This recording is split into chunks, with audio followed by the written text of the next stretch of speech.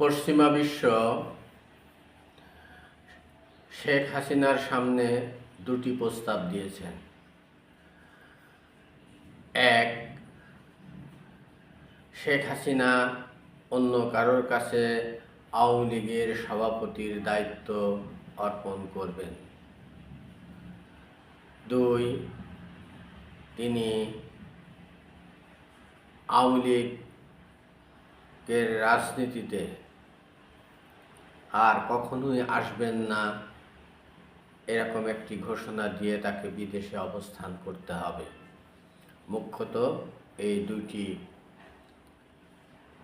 Issue সামনে এসেছে। সম্প্রতি মানবজমিন পত্রিকায় এ সংক্রান্ত একটি রিপোর্ট, বিস্তারিত রিপোর্টও প্রকাশ হয়েছে।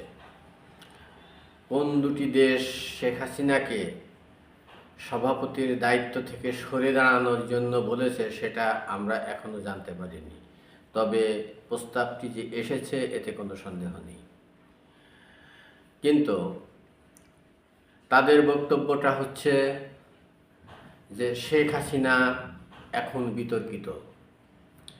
জুলাই বিপ্লবে সে বিভিন্ন রকমের খুনের সাথে জড়িত তাদের ভাষায়, এবং নানা রকমের খুন, গুলি, যে সমস্ত অভিযোগগুলো আদালতে তার বিরুদ্ধে আনা হয়েছে সেই সমস্ত অভিযোগে তিনি অভিযুক্ত, যার অডিও ক্লিপগুলো প্রমাণ করে যে শেখ হাসিনা এই ঘটনাগুলোর সাথে জড়িত ছিলেন বা হুকুমদাতা হিসাবে তিনি তার দায়ের প্রশ্নটি এড়াতে পারেন না বলে পশ্চিমা বিশ্ব তাকে অবহিত করেছে। তাই এমতো অবস্থায় তাকে দলীয় পদ থেকে, দলীয় সভানেত্রীর পদ থেকে সরে দাঁড়ানোর জন্যে তাকে প্রস্তাব দেওয়া হয়েছে। যদি এই প্রস্তাবটি তিনি মেনে নেন তাহলে দল বেঁচে যাবে। ব্যক্তি শেখ হাসিনার হয়তো ক্ষতি হবে, কিন্তু দল বেঁচে যাবে। অন্য কারো নেতৃত্বে দল সুসংগঠিত হবে এবং তখন তারা ডক্টর ইউনূসকে বলবেন আওয়ামী লীগের প্রতি যে নিষেধাজ্ঞা সেটা তুলে নেওয়ার জন্য। সেক্ষেত্রে পশ্চিমা বিশ্ব বললে ডক্টর ইউনূস সেই নিষেধাজ্ঞাটি তুলে নিতে বাধ্য। তো এই প্রস্তাবগুলো যখন শেখ হাসিনাকে দেওয়া হয়েছে তিনি কোনো প্রস্তাবটি গ্রহণ করেননি। পশ্চিমা বিশ্ব আরও একটি কথা বলেছে যে 1975-এর পট পরিবর্তনের পরে যখন শেখ হাসিনা ঠিক আজকের মতো ভারতে, তখন জহুরা তাজউদ্দিন দলটির হাল ধরেছিলেন। তখনকার নির্বাচনে জিয়াউর রহমান বহুদলীয় গণতন্ত্রের যে প্রথা প্রচলন করেন, সেখানে আওয়ামী লীগ, বিলুপ্ত হওয়া আওয়ামী লীগ তখন আবার নতুন করে রাজনীতি করার সুযোগ পায়।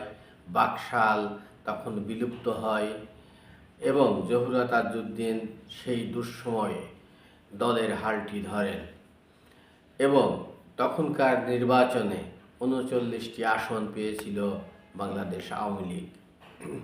এবং আওয়ামী লীগের যে 39 জন এমপি ছিলেন তারা সংসদে শেখ হাসিনার ফেরার ব্যাপারে সোচ্চার ভূমিকা পালন করেন। একটা পর্যায়ে সরকার তাদের সে দাবিটি মেনে নিতে বাধ্য হয় এবং সেই বাধ্য হওয়ার কারণে 1981 সালে শেখ হাসিনা দেশে প্রত্যাপন ঘটে। ঠিক তেমনিভাবে পশ্চিমা বিশ্বে তাদের মতামত হচ্ছে যে যেহেতু এই মুহূর্তে শেখ হাসিনা দেশে চরম বিতর্কিত, এই মুহূর্তে আদালতে তার বিরুদ্ধে 2 শতাধিক মামলা এবং যার ভিডিও, অডিও ক্লিপ, নানা কিছু আদালতের সামনে রয়েছে, হয়তোবা তার এই মামলায় সাজা হবে। এমতো পরিস্থিতিতে দেশের মানুষ শেখ হাসিনাকে এই মুহূর্তে আর সেভাবে চাচ্ছে না। তার দলের অগণিত নেতাকর্মীর যে দুর্নীতির খতিয়ান জনসমক্ষে প্রকাশ হয়েছে, তার প্রেক্ষিতে দলটিকে সাধারণ মানুষ আর ভালো চোখে নিচ্ছে না। এমতো অবস্থায় নেতৃত্বের নেতৃত্বের একটি পরিবর্তন প্রয়োজন। সেই পরিবর্তনের ধারা থেকেই তারা মনে করেছেন যে শেখ হাসিনার তার আওয়ামী লীগের দায়িত্ব থেকে সরে দাঁড়ানো উচিত। আর শেখ হাসিনা যদি তার দায়িত্ব থেকে সরে দাঁড়ান তাহলে দলটি বেঁচে যাবে, দলটি আগামী নির্বাচনে অংশগ্রহণ করতে পারবে অন্য কারো নেতৃত্বে। সেক্ষেত্রে অন্তর্বর্তী সরকার নমনীয় হবে এবং ক্লিন ইমেজের কোনো ব্যক্তি যদি আওয়ামী লীগের হালটি ধরে, সেক্ষেত্রে সরকার বা বিরোধী রাজনৈতিক পক্ষ তাদের কারোরই কিছু বলার থাকবে না। সেক্ষেত্রে তারা নির্বাচনের মাঠে আসতে পারবে। কিন্তু শেখ হাসিনা তাদের এই দাবিগুলোকে প্রত্যাখ্যান করেছেন।